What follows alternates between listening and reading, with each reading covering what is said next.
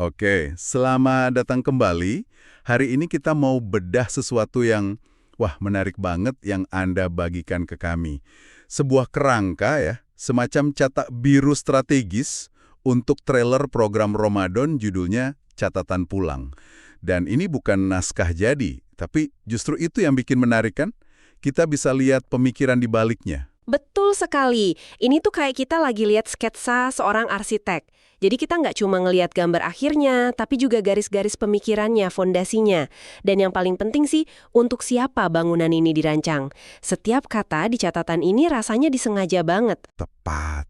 Nah, melihat catatan ini jelas banget ada pendekatan yang sangat spesifik dan personal. Jadi misi kita hari ini kita coba urai kali ya, strategi komunikasi di baliknya tuh apa sih? Kenapa pendekatan yang mengakui hidup masih ribut ini rasanya kok relevan dan nyentuh banget? Oke, mari kita mulai dari kalimat pembukanya yang menurut saya langsung, game changing. Di catatan itu kan dimulai dengan, Ramadan akan datang, dan jujur, gak semua dari kita datang dengan hati yang siap. Kalimat ini langsung bikin saya berhenti sejenak. Biasanya, narasi menyambut Ramadan itu kan gegap gempita ya, penuh seruan untuk semangat, maksimalkan ibadah. Tapi ini kok kayak ambil jalan yang sebaliknya. Apa sih yang sebenarnya terjadi secara psikologis pada audiens saat mereka dengar pengakuan ketidaksiapan ini di awal? Ayo, siapkan dirimu. Pesan ini justru bisik-bisik. Nggak apa-apa kalau kamu belum siap. Ini langsung memecah pola ekspektasi. Secara psikologis, ini melakukan dua hal penting. Pertama, dia memberikan validasi. Audiens yang mungkin diam-diam ngerasa capek atau cemas, itu langsung merasa dilihat dan dimengerti. Bebannya tuh kayak langsung keangkat. Jadi ini semacam ngasih izin untuk menjadi manusiawi gitu ya? Tepat. Dan yang kedua, ini menciptakan Ruang aman. betul, sebuah ruang aman. Dengan mengakui adanya keraguan, program ini secara implisit bilang, tempat ini bukan untuk menghakimi, tapi untuk memahami. Ini undangan buat mereka yang mungkin tadinya ngerasa terintimidasi sama narasi kesempurnaan spiritual, yang ngerasa, aduh saya nggak cukup baik, tiba-tiba nemu pintu yang terbuka buat mereka. Dan saya perhatikan, kata kuncinya kayaknya jujur ya. Penggunaan kata itu di depan rasanya personal banget. Kayak ada teman yang nepuk pundak kita. Apa sih yang bikin satu kata itu punya kekuatan sebesar itu untuk seolah-olah nurunin pertahanan kita? Karena kata jujur itu sinyal kerentanan. Dalam komunikasi, kalau satu pihak nunjukin kerentanan, itu memicu rasa percaya di pihak lain. Jadi ini bukan lagi pengumuman dari mimbar yang jauh, tapi sebuah pengakuan yang setara. Pesannya jadi, saya jujur nih sama kamu, jadi kamu juga boleh kok jujur sama dirimu sendiri. Nah, ini fondasi dari koneksi yang otentik. Terus diperkuat lagi sama deskripsi target audiensnya di catatan Anda. Ini bukan buat yang merasa paling benar, tapi buat yang masih mau pulang, meski pelan. Nah, metafora pulang meski pelan ini diulang-ulang terus, rasanya ini lebih dari sekedar slogan deh. Jauh lebih dalam. Pulang itu kan kata yang syarat banget sama konotasi, kehangatan, penerimaan, kembali ke sesuatu yang esensial. Itu tujuan yang universal. Tapi bagian yang paling krusialnya itu adalah meski pelan. Frasa ini adalah bentuk belas kasih. Dia mengakui kalau perjalanan kembali itu nggak selalu lurus atau cepat. Ada hari baik, ada hari buruk. Ada semangat, ada capek. Ini langsung menjawab apa yang tertulis di catatan Anda sebagai inti masalahnya. Keinginan berubah ada, tapi capek juga nyata. Pesan ini nggak menyangkal rasa lelah itu, malah merangkulnya. Menarik sekali cara fondasi ini dibangun. Dan cara mereka bangun ruang aman ini bukan cuma dari kalimat pembuka, tapi juga dari formatnya, yang secara eksplisit menolak ide ceramah. Nah, mari kita bahas itu. Catatan Anda kan dengan tegas bilang, ini bukan ceramah, dan nggak ada target jadi sempurna. Kenapa sih sampai harus eksplisit banget bilang apa yang bukan format acara ini? Ini soal mengelola ekspektasi dan mendefinisikan ulang hubungan antara pembicara dan pendengar. Ceramah secara inheren itu kan menciptakan hierarki ya. Ada ahli di atas, audiens di bawah yang nerima info. Sifatnya satu arah, top down. Dengan bilang ini bukan ceramah dan menggantinya dengan format kita cuma ngobrol sambil belajar jujur, program ini secara sadar meruntuhkan hierarki itu. Jadi ini pergeseran dari monolog ke dialog? Tepat, dari instruksi menjadi sebuah pengalaman bersama. Ini sebetulnya cerminan tren komunikasi modern yang lebih luas, di mana audiens tuh udah nggak mau lagi jadi konsumen pasif, mereka mau jadi partisipan. Pilihan kata ngobrol itu sendiri kuat banget. Rasanya jadi kayak duduk di teras rumah sama teman, bukan duduk tegap di bangku kuliah kan? Saya ngerti tujuannya, yaitu menciptakan suasana yang hangat, inklusif. Tapi ada risikonya nggak sih? Dengan menolak format ceramah dan milih ngobrol, apa ada potensi pesan ini dianggap kurang berbobot? Atau mungkin kehilangan otoritas bagi sebagian audiens yang justru cari panduan yang lebih tegas dan terstruktur? Itu pertanyaan yang valid banget. Dan ini menyentuh inti dari strategi positioning-nya. Jawabannya iya, ada resiko itu. Ini sebuah trade-off yang disengaja. Mereka sadar kalau mereka mungkin akan kehilangan audiens yang cari kepastian absolut atau figur otoritas yang ngasih jawaban hitam putih.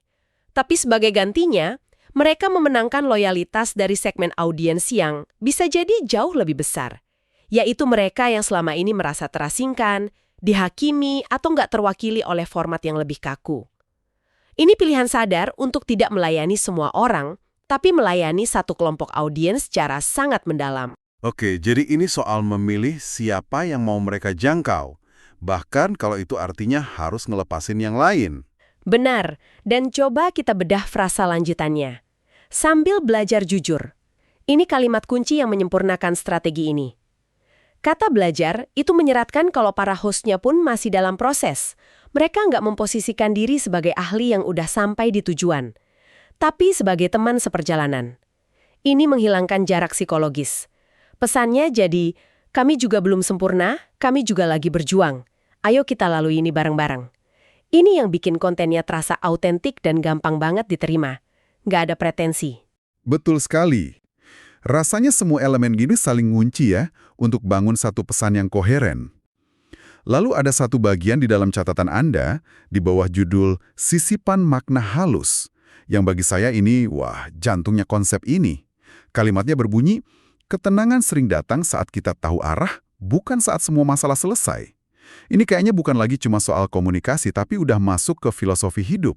Saya setuju 100%. Kalau bagian-bagian sebelumnya itu tentang bagaimana cara komunikasinya, bagian ini adalah tentang apa pesan fundamentalnya. Dan pesan ini sangat membebaskan loh, terutama di era modern. Kita kan hidup di budaya yang terobsesi dengan penyelesaian masalah ya. Kita ukur produktivitas dari berapa banyak tugas yang dicentang, berapa banyak masalah yang selesai. Kita tuh kayak lari terus, mademin api, dengan harapan suatu saat semua api padam dan kita bisa tenang. Padahal apinya nggak pernah benar-benar padam ya. Selalu aja ada yang baru. Nah, itu dia. Filosofi ini nawarin paradigma yang beda banget. Ketenangan itu bukan tujuan di ujung jalan yang bebas masalah. Ketenangan itu sesuatu yang bisa kita akses sekarang juga, di tengah kekacauan, selama kita tahu arah kita benar. Ini mindahin fokus dari hasil akhir, yaitu hidup yang sempurna, ke prosesnya, yaitu perjalanan yang bermakna. Ini kayak pas kita kejebak macet parah, tapi kita pakai aplikasi peta. Meskipun mobil nggak gerak, rasa cemas kita tuh jauh berkurang karena kita tahu kita ada di jalur yang benar menuju tujuan. Tahu arahnya aja udah ngasih ketenangan, terlepas dari seberapa cepat kita bergerak. Analogi yang sempurna. Itu ngasih kita kembali rasa kendali atau agency. Kita nggak bisa kontrol semua masalah dari luar, tapi kita bisa kontrol arah kompas internal kita. Pesan ini langsung ngomong ke mereka yang merasa hidupnya ribut. Dia nggak janji hidup bakal jadi sunyi, tapi dia nawarin cara untuk nemuin harmoni di tengah kebisingan itu. Jauh lebih realistis kan? Dan pada akhirnya, lebih penuh harapan. Ini pergeseran dari nunggu badai reda, menjadi belajar menari di tengah hujan. Perspektif yang kuat banget.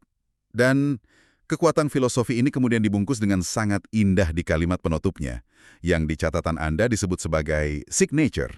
Kalimatnya, kalau kamu lagi di titik pengen berubah, tapi nggak pengen sendirian, mungkin obrolan ini bisa nemenin. Kita pulang pelan-pelan.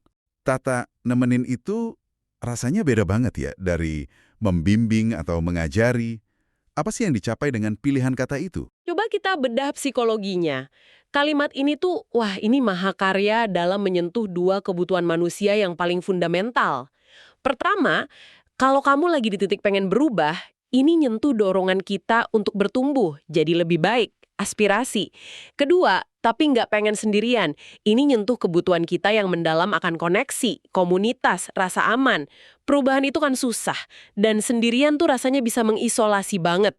Jadi, kalimat ini secara bersamaan memvalidasi harapan dan ketakutan kita ya? Persis. Dan solusi yang ditawarkan itu lembut banget. Mungkin obrolan ini bisa nemenin.